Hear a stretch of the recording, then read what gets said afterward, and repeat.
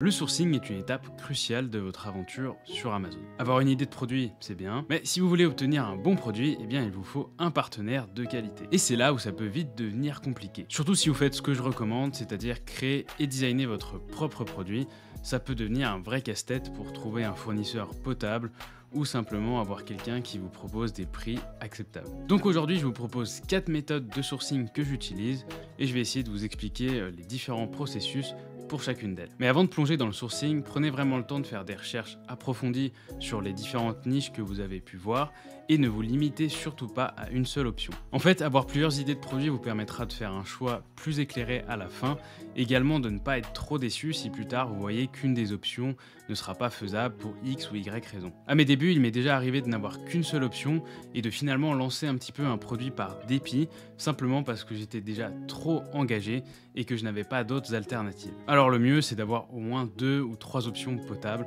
comme ça vous pourrez choisir à la fin la meilleure. Alors pour vous organiser, je vous recommande fortement d'utiliser un tableau ou du moins quelque chose qui vous permette de rentrer toutes les informations importantes pour vous y retrouver un minimum. Parce que bon, quand j'ai commencé, je suppose que j'étais un peu comme vous, je notais des trucs à droite à gauche, je m'en souvenais pas, et du coup je refaisais les recherches 1 ou 2 jours après. Enfin bref, c'était une catastrophe. Alors que finalement, avec un tableau relativement simple comme celui-ci, on peut répertorier toutes ces données et finalement avoir une vue d'ensemble directement et se souvenir en fait de ce qu'on a fait la veille. Ce qui est donc une bien meilleure méthode de travail. Si vous n'avez pas votre propre tableau, bah écoutez, je peux vous filer celui-là. Je mettrai un lien dans la description, le premier lien avec ce tableau-là, comme ça vous en aurez un de base. Et ensuite, libre à vous de rajouter des éléments si vous avez envie ou de le complémenter comme vous le souhaitez. Moi, je suis resté assez basique avec le nom du produit, enfin, la niche, différentes métriques qui m'intéressent lorsque je fais de la recherche de produits. Et en fait, ça me permet vraiment d'avoir une vue d'ensemble avec toutes les métriques qui m'intéressent. Bon, là, en l'occurrence, il n'y a qu'un seul produit, donc on ne se rend pas forcément compte de l'impact. Mais imaginez que vous avez un tableau avec une dizaine de produits. Là, tout de suite, ça commence à être un peu galère à s'y retrouver. Alors que là, vous pouvez facilement trier en fait par les métriques qui vous intéressent. Vous pouvez, enfin moi j'ai un code couleur, là par exemple c'est en vert pour dire que c'est ceux que j'estime les plus intéressants. Et ensuite, quand j'ai suffisamment de produits, bon, généralement, ouais, une dizaine, c'est bien, même 5, ça commence à être pas mal. Là, ensuite, je commence à recreuser un petit peu plus. Je mets une note du meilleur au moins bon. Et après, je me dis, OK, celui-là, j'y vais. Celui-là, finalement, j'y vais pas. Et voilà, vous avez toutes les infos. Et ensuite, quand vous voulez démarrer, bah, vous n'avez pas besoin non plus de refaire toutes les recherches. Vous avez déjà pas mal de choses, la taille du produit, quelques vendeurs Alibaba, les plaintes que vous avez vues dans les commentaires, des remarques que vous aviez notées. Donc voilà, vous ne repartez pas de zéro à chaque fois et ça vous permet de vous structurer un minimum. Une fois que vous avez votre super tableau prêt à être rempli, et bien maintenant vous pouvez passer à l'étape importante du sourcing et démarrer de manière sérieuse. L'étape la plus classique, c'est bien sûr Alibaba. Bon, je ne vais pas vous faire l'affront de vous expliquer ce que c'est, vous connaissez tous Alibaba. Donc je ne vais pas non plus aller trop dans le détail en fait par rapport à Alibaba, vu que pour la plupart, vous savez comment ça fonctionne, ce que vous pouvez trouver dessus. Mais je vais quand même revenir rapidement sur les 3 techniques que j'utilise personnellement pour trouver des fournisseurs sur cette plateforme-là. Peut-être que vous apprendrez 2-3 points. Et ensuite, on verra les techniques un peu plus avancées dans le cas où le sourcing sur Alibaba n'est pas convaincant ou que vous n'arrivez pas à trouver exactement ce que vous êtes venu chercher. Donc la première chose à faire, vous savez, c'est relativement simple. C'est en fait de la recherche de produits. Donc vous allez sur la plateforme Alibaba, vous tapez, donc là c'est le petit exemple qu'on a vu avant, donc vous tapez le produit qui vous intéresse. Et finalement, bah, c'est comme sur n'importe quel marketplace plus ou moins. Vous regardez en fait s'il y a un produit qui vous saute un peu plus aux yeux par rapport au prix, par rapport au design. Vous avez aussi quelques infos sur les fournisseurs en fait quand vous scrollez. Donc là vous pouvez voir, ils ont des notes, ils ont le nombre d'années depuis quand ils vendent sur Alibaba. Il y a quelques infos intéressantes. Et vous pouvez en fait scroller comme ça pour essayer de trouver si le produit que vous êtes en train que vous voulez sourcer, ou s'il y a un design qui vous intéresse plus qu'un autre, quelque chose d'original. Parfois, on peut tomber sur des bonnes choses simplement comme ça. Ensuite, si vous voyez qu'il n'y a rien de concluant là-dessus ou que vous souhaitez directement partir du fournisseur, Donc, c'est-à-dire que là, on peut partir du produit en se disant, voilà, je veux choisir par rapport au produit en fait que je peux voir. Mais aussi, vous pouvez vous dire, voilà, je préfère partir du fournisseur. Et finalement, si je trouve un bon fournisseur, bah, il pourra me faire n'importe quel produit et j'en serai sans doute assez content. Souvent, je pars du fournisseur. Donc, c'est-à-dire qu'on remonte là-dessus, tac. Là, vous mettez All Suppliers. Et donc, cette fois, on va plus vous montrer des produits, mais on va vous montrer directement des fournisseurs. Donc, là, il y a différents cas de figure. Soit vous êtes dans un marché où il y a assez peu de fournisseurs, et donc, bah, simplement, vous contactez ceux qui sont disponibles, et puis vous voyez ensuite. Ou alors, dans le cas de figure numéro 2, comme ça va être le cas pour ce produit, par exemple, vous allez vous retrouver avec énormément de fournisseurs. Voilà, qu'est-ce que c'est que... Donc, dans ce cas-là, il va falloir trier, ce qui peut ne pas être évident. Donc là, vous voyez, sur le côté, vous avez différents filtres. Vous avez par exemple Trade Assurance, c'est ceux qui prennent le Trade Assurance d'Alibaba. Donc c'est un système de paiement qui est plutôt recommandé. Ensuite, vous avez les suppliers, ceux qui sont vérifiés par Alibaba. Donc c'est des personnes qui ont payé pour en fait que quelqu'un vienne de chez Alibaba faire un audit de l'usine. Et ensuite, ils ont ce statut vérifié. Donc c'est un gage entre guillemets de qualité. Bon, c'est pas incroyable non plus, mais voilà. Et par contre, c'est pas non plus, voilà, faut pas blacklister ceux qui n'ont pas ce petit verified, tout simplement parce qu'il y a des petites usines qui n'ont pas les moyens de le faire ou qui n'ont simplement pas envie. Donc là, on va le cocher parce qu'on va se dire qu'il y a vraiment beaucoup de fournisseurs, donc on veut essayer de décrémer le plus possible. Là, vous pouvez mettre par rapport aux reviews. Vous pouvez sélectionner les normes que vous souhaitez et ensuite les pays si vous voulez souhaiter dans un pays en particulier.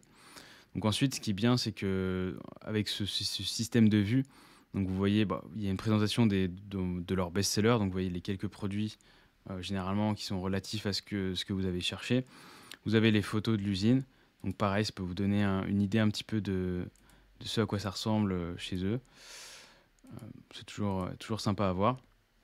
Et ensuite, sur le côté, vous avez des informations qui nous intéressent, c'est-à-dire depuis combien de temps ils vendent sur Alibaba. Donc à partir de 5 ans, ça commence à être bien. Généralement, j'essaie de privilégier plus de 5 ans, ça commence à être intéressant. Après, vous avez le nombre de staff. Donc plus de 50, ça commence à être une usine assez conséquente. Et après, vous avez bon, le nombre de mètres carrés, ça ne va pas nous intéresser à ce moment-là. Ensuite, le chiffre qui brasse sur Alibaba. Et après, vous avez les capacités. Donc là, ils vous disent, on peut faire des petites customisations. Ils peuvent vous faire des customisations complètes, de l'ODM, de l'OEM. Donc voilà, vous avez un peu tous les services qu'ils vous proposent. Et ensuite, vous pouvez regarder, vous pouvez scroller. Donc là, on peut voir qu'ils ont eu des patents, donc des brevets qui ont gagné un award. Donc là, on peut se dire, voilà, c'est pas mal, c'est intéressant. Et ensuite, vous faites un petit peu vos recherches comme ça. Après, si vous cliquez sur la fiche d'un des fournisseurs, vous avez également plus d'informations. Vous pouvez par exemple aller regarder les marchés sur lesquels ils vendent leurs produits. Par exemple, si vous voulez vendre en Europe et qu'ils connaissent très bien le marché européen, ce sera un avantage pour vous parce que potentiellement, ça voudrait dire qu'ils auront les bonnes certifications, qu'ils connaîtront les normes, etc. Et ça laissera moins de place à des erreurs potentielles.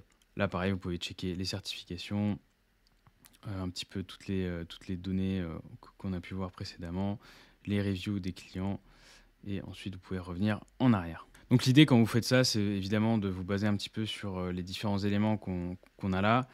Il y a aussi le feeling, ça paraît un peu débile comme ça, dit comme ça, mais des fois, je sais pas, on sent les choses, faites confiance à votre instinct. Parfois, c'est plutôt bien. Et ensuite, surtout, quand vous démarchez des fournisseurs, ne faites pas un démarchage de un ou deux fournisseurs si vous cherchez un produit. Contactez-en au moins une vingtaine. Une vingtaine, c'est bien. Je connais des personnes qui ont contacté des centaines. Bon, là, je trouve que ça commence à devenir chronophage et un peu pénible à faire. Mais on va dire entre 10 et 20, ça commence à être bien. Comme ça, vous avez vraiment beaucoup de devis différents. Ça vous permet de filtrer et ensuite de shortlister à la fin pour, on va dire, en garder peut-être entre 3 et 5, commander des samples, comparer et ensuite avoir différentes options de choix pour passer à la commande finale. Ensuite, vous avez la fameuse RFQ. Alors, on va quand même revenir dessus pour ceux qui ne savent pas ce que c'est. Donc, ça se situe ici, en fait, sur votre profil. Vous avez un onglet TAC RFQ et vous cliquez. Alors, pour revenir très rapidement sur ce qu'est une RFQ, je vais vous montrer un exemple concret d'un produit. Donc, c'est un produit que j'ai pas lancé, c'est pour ça que je me permets de vous le montrer là. Voilà un petit peu à quoi ça ressemble. Donc, en fait, vous allez remplir, si vous voulez, comme un formulaire avec différents champs. Vous allez dire, par exemple, voilà, je veux tel type de produit avec telle dimension, avec tel ou tel élément, ce que je veux rajouter, la différenciation que vous voulez. Et si vous avez carrément, vous pouvez rajouter une photo. Donc c'est ce que j'avais fait là, j'avais rajouté une petite photo. Et ensuite, en fait, c'est directement en se basant sur les informations que vous avez données que des fournisseurs vont venir à vous et vous faire des propositions. Alors, vous voyez à quoi ça ressemble. Donc moi, j'avais demandé un produit comme ça en bambou. Là, vous voyez les informations que j'avais demandées au niveau de la taille. Je pense que j'avais mis un document Word avec vraiment tout. Et ensuite, là, vous pouvez voir, donc vous voyez les prix à l'unité. Vous voyez qu'on a des gros écarts quand même, hein, la 8 $, la 5, la 5,29, la 3, 6. Vous avez ensuite le temps pour un échantillon. Donc vous avez, en fait, Alibaba vous fait carrément un ordre pour vous dire lequel est censé être le meilleur. Là, vous voyez, vous avez Competitive Price, Fast Delivery. Et ensuite, vous continuez à descendre, vous avez d'autres informations qui sont, ma foi, plutôt intéressantes. Et après, en fait, vous cliquez directement sur Chat Now et vous pouvez échanger plus d'informations avec le fournisseur, commander un échantillon si besoin et rentrer un petit peu plus dans le détail. Mais en fait, ça vous fait déjà un premier travail de vous dire, voilà, j'ai déjà reçu, hop, là vous voyez, bon, il y en a encore. J'ai déjà reçu, là il y en a quoi? Il y en a 9. Donc j'ai reçu 9 devis. Et après, généralement, soit vous les contactez tous, soit vous sélectionnez ceux qui vous intéressent le plus. Et après, ça se passe directement par le chat. Voilà pour Alibaba, c'est les 3 méthodes principales. Alors je ne suis pas rentré dans le détail parce que c'était pas du tout le but de cette vidéo. Et comme je vous l'ai dit précédemment, pour la plupart d'entre vous, vous savez un petit peu comment ça fonctionne. Si jamais vous êtes nouveau et que vous n'avez absolument rien compris à ce que je viens d'expliquer, n'hésitez pas à me mettre un petit commentaire et peut-être que je ferai une vidéo complète exclusivement sur Alibaba. Mais on va passer plutôt à la suite maintenant. Autre possibilité, c'est les sourcing agents. Alors concrètement, c'est quoi? C'est souvent des personnes qui travaillent seules et qui ont un gros réseau d'usines et en fait, ils vont faire l'interface entre vous et les usines pour pouvoir vous proposer des fournisseurs qui vous intéressent. Alors, il y a différents types de sourcing agents. Certains sont par exemple spécialisés dans les fournitures, les produits technologiques ou autres. Et il y a aussi des sourcing agents généralistes. Et c'est généralement vers eux qu'on va se tourner en premier lieu. Comment ça marche? C'est relativement simple. Vous leur expliquez votre projet, ce que vous recherchez exactement. Généralement, on va essayer de leur donner des plans et des instructions vraiment précises pour obtenir de bons résultats. Et ensuite, ils vont simplement demander à leur réseau et voir les usines qu'ils ont dans leur contact pour essayer de trouver le match parfait par rapport à votre demande et aussi à votre budget. Les avantages, c'est que vu que ce sont la plupart du temps des Chinois, il y a un proverbe qui dit que seuls les Chinois peuvent négocier avec des Chinois. Jusqu'à présent, j'ai pu voir que c'était relativement vrai. Dans les autres avantages, c'est qu'ils ont également un gros réseau. Donc ce sera des usines que vous n'aurez pas forcément accès au travers d'Alibaba ou d'autres sites que vous ne connaissez pas. Et aussi, ça facilite la communication avec l'usine, car il y a pas mal d'usines qui ne parlent pas du tout anglais ou alors très mal.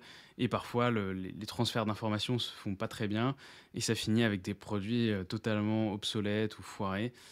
Donc ça peut être un point aussi, un bon avantage. Dans les inconvénients, c'est qu'évidemment, il y a des coûts supplémentaires. Donc ça va vous coûter plus cher que si vous passiez directement avec l'usine.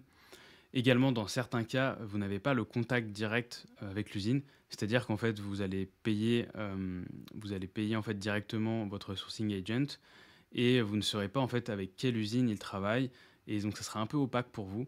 Et ça, je trouve, c'est assez risqué parce que si jamais votre sourcing agent disparaît ou qu'il s'amuse à changer d'usine pour affecter les prix, vous vous retrouvez dans une panade pas super confortable.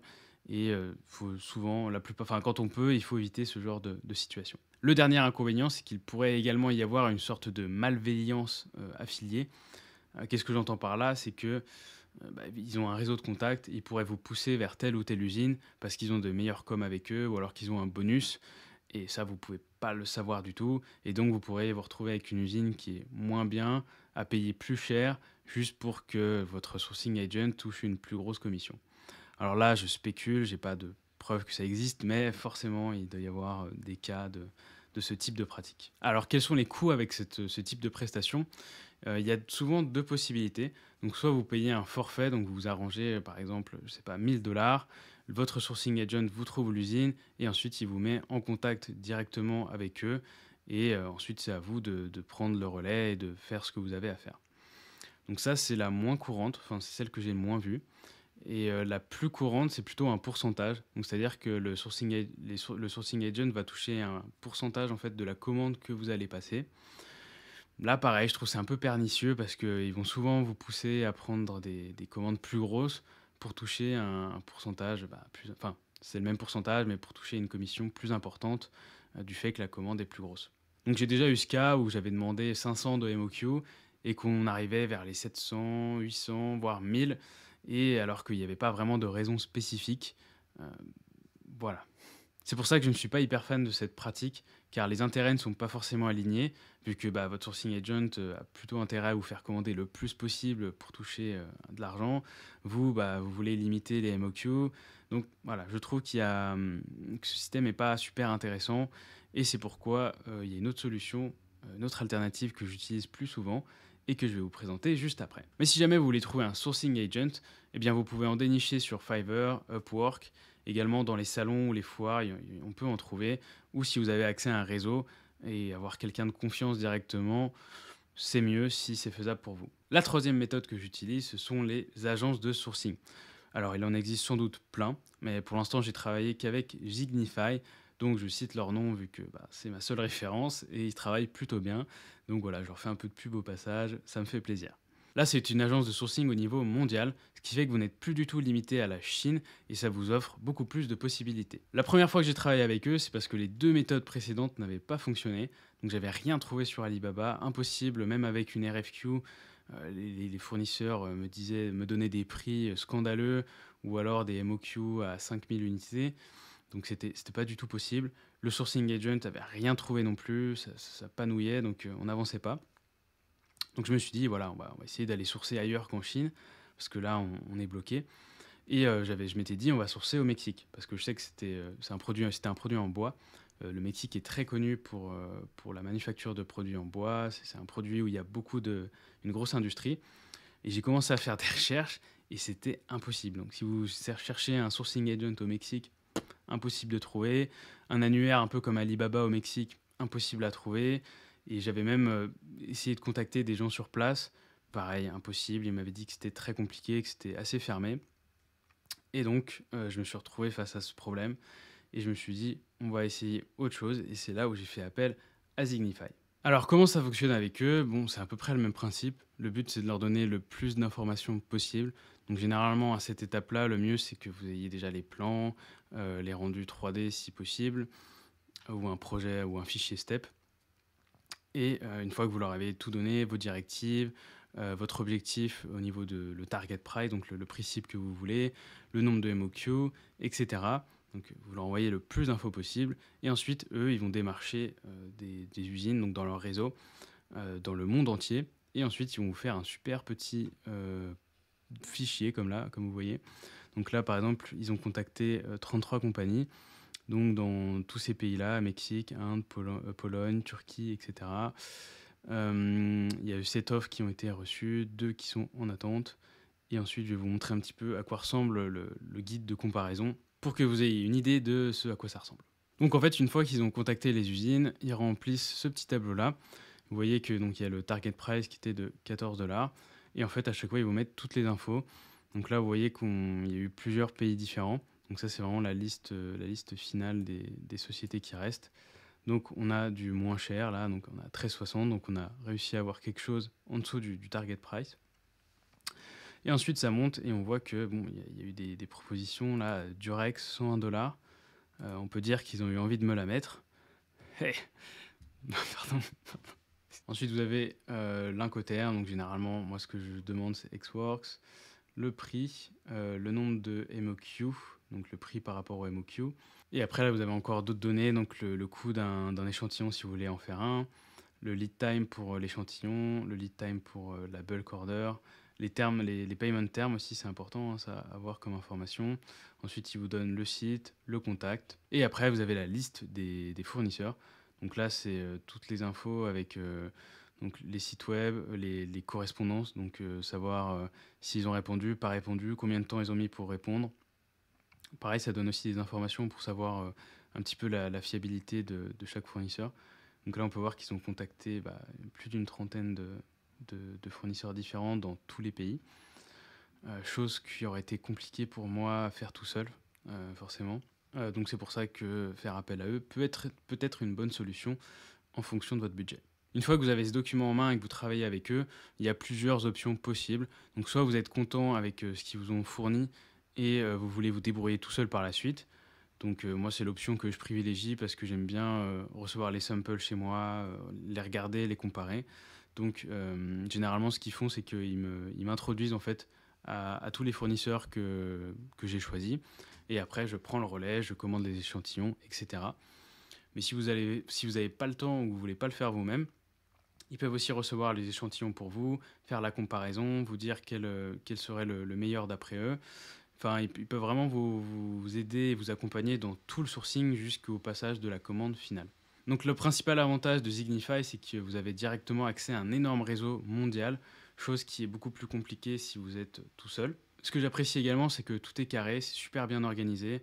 Donc dès que quelqu'un travaille pour vous, il y a tout un processus en fait où ils vont noter le nombre de minutes exactes pour lesquelles ils ont travaillé pour vous. Tout est vraiment fluide. Ça, j'apprécie vraiment que l'organisation soit parfaite. On sait quand ils ont travaillé, sur quoi. Il n'y a pas de hasard, il n'y a pas de flou, on ne sait pas trop. Et pareil, ça vous évite aussi de payer un pourcentage sur la commande. Et le gain de temps est énorme. Donc si vous commencez à grossir et que vous faites ça, on va dire, de manière plus régulière et que vous avez beaucoup de produits à lancer, c'est un super partenaire pour vous aider à gagner du temps. Donc dans les inconvénients, c'est que forcément le prix est élevé. C'est pas quelque chose qui est donné.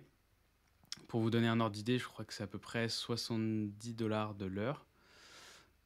Sachant qu'il faut, pour un projet par exemple, si vous voulez sourcer en Chine, il m'avait dit que c'était entre 7 et 8 heures. Donc ça fait à peu près 500 $ en fait, si vous voulez sourcer un produit en Chine. Et après, au niveau mondial, ça prend plus d'heures. Donc je pense qu'il faut compter vers, à mon avis, ça doit être le double. Donc il faut compter vers les 1000 $. Donc vous voyez, ça peut être un budget. Donc si vous commencez, je ne vous recommanderais pas spécifiquement de passer par eux si vous avez un budget serré. En revanche, si vous avez du budget et que vous n'arrivez pas à trouver par vous-même, ça peut être une très bonne option.